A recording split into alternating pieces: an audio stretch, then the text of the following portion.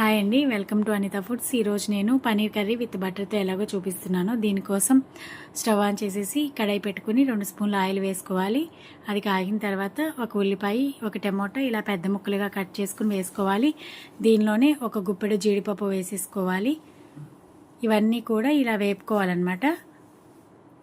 ఒక 60% వేగితే సరిపోతుంది. తర్వాత ఇవన్నీ కూడా ఒక మిక్సీ జార్లోకి తీసుకోవాలి. ఇందులో ఒక స్పూన్ ఎండు కొబ్బరి పొడి, అలాగే ఒక స్పూన్ ధనియాలు జీలకర్ర పొడి వేసుకోవాలి. ఇది మిక్సీ వేసేసుకుని పేస్ట్ చేసి పక్కన పెట్టుకోండి. ఇప్పుడు స్టవ్ ఆన్ చేసి వేరే గిన్నె పెట్టుకుని ఒక స్పూన్ ఆయిల్ వేసేసుకుని ఒక ఉల్లిపాయ, అలాగే ఒక క్యాప్సికమ్ సన్నగా ముక్కలుగా కట్ చేసుకుని దానిలో వేసుకోవాలి. అది వేగేటప్పుడే కొద్దిగా పసుపు, అలాగే కొద్దిగా సాల్ట్ వేసేసుకుని ఒక స్పూన్ అల్లం వెల్లుల్లి పేస్ట్ వేసేసుకుని కొద్దిసేపు ఫ్రై చేయాలన్నమాట.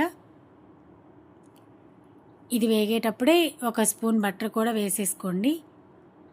మనం ఎలాగ బటర్ వేసుకుంటున్నాం కాబట్టి ఒక ఆయిల్ కొద్దిగా తక్కువ వేసేసుకోవచ్చు.